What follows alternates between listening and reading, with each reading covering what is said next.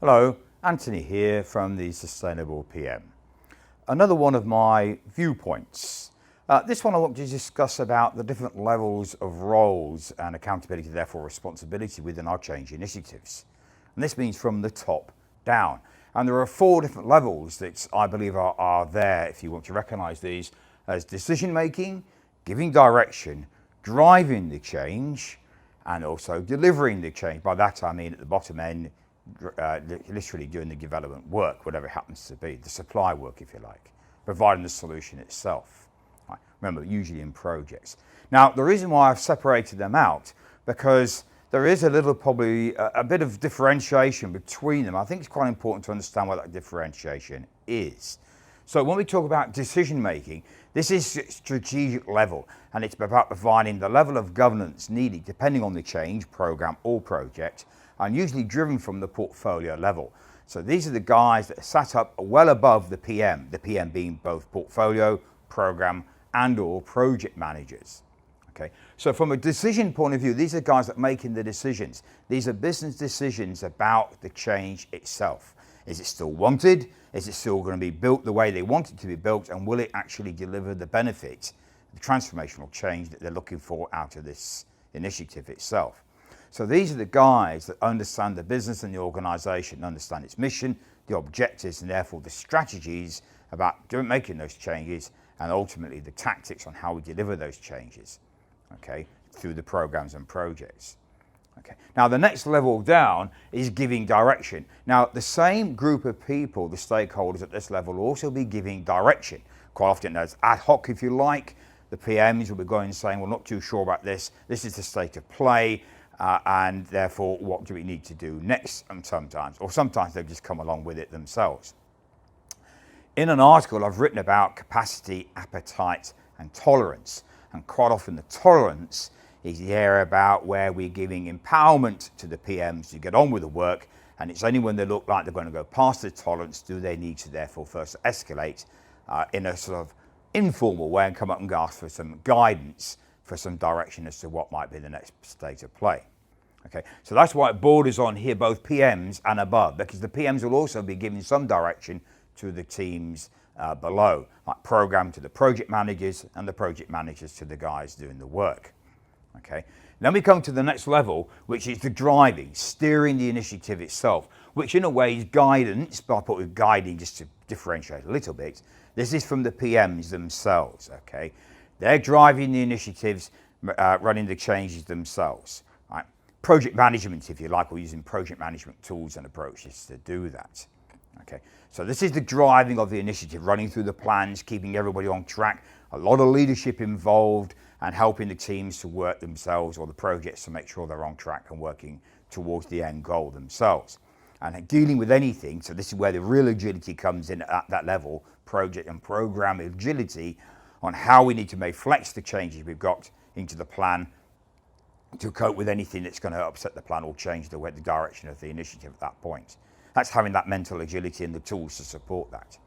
Okay, so we have the driving. Now finally, we have the people who are working in the delivery area. Right? These are the guys who are supplying the solution to you, whether it's developers, builders, people putting documents together. It doesn't matter what it is, relocating offices. All these things are part of change that are going on with the organization, changing the local process, adding a new product. These are things that these guys down here will be generating, developers if you like, suppliers, the guys that are actually doing the work down in the engine room, as I like to call it, the basement guys. They're actually key to the work. And they will take their driving and guidance from the PMs to help them keep on track. But a lot of the time they're empowered to do the work themselves too, and only need to escalate or need to ask for guidance from the PM if there is a necessity to do that beyond their authoritative power. And again, this goes down to tolerances, which I'll talk about in another video. Okay, so these are the 4 key areas. Now the reason why I'm saying all this is because quite often we have to find the people to fit. So when the roles define generically for initiative at program or project level, or even portfolio, there will be a generic level of skills, knowledge and background and understanding about those changes that apply to changes initially. Right? Now when it comes to your specific change, of course, that will have an added extra complexity to it because your change will have something. that's different to other changes. Remember, each change is unique. Each project is unique. Each program will be unique, right? And therefore have its own challenges. So a relocation is going to be quite different to putting a building up, to quite different to putting a new process in place or putting a new mobile app out there. And each of these will take different skill sets. So they add on to the generic description of accountability and a responsibility. Now, that means we now need to fit the person in there who has those background skills and knowledge and therefore is able to handle those responsibilities and will have that accountability. And that's quite important. That is a difference. Right? So remember, the role defines who I need to put in it. Right? So the trouble is we have a bit of confusion, as I've mentioned in other videos, about people who say, well, I'm a project manager. Well, you act as a project manager in most cases. You might well have the skill set to be a program manager, a project director, or even a scrum master, because they define the different needs and you may well have those skills to fit those needs. And this is also very important. So the role stays in the initiative as a program manager, as a business change manager, as a developer, right? A business analyst, they stay with their particular initiatives. It's the person who will have the skills to fit that who may move around. Now, the tricky bit is we need to understand what they are and who will be the best fit for that specific initiative. Then comes the problem, how do I find those people? Well, that's the tricky bit, because you very rarely, I wouldn't say never, you very rarely find someone's got 100% of what you need. Brilliant if you do, and even then they might not be available. And that's one of the key problems here. You've got to find out who's actually available to do the change I've got and who's got the nearest set of skills I have in place. Right. And where do they fit into this scheme of things? So we have decisions who are making decisions with the governance. We have people giving direction, give direction, therefore guidance. We have those involved in driving the changes themselves, steering it and guiding the guys underneath it. And we have our guys doing the work in the delivery, who are developing the solution, building the solution for you, and therefore working with everybody else. As a collective team, the team is everybody involved in it, and quite often a broader picture than that as well. Teams aren't just the guys down here, it's the whole change initiative.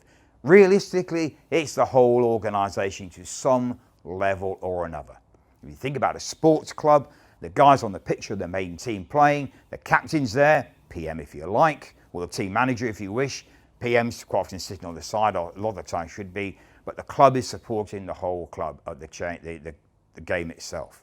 Right? Fixing up, putting fixtures in place, getting the teams out there, getting other clubs in there. The whole thing, you know what a sports club does actually.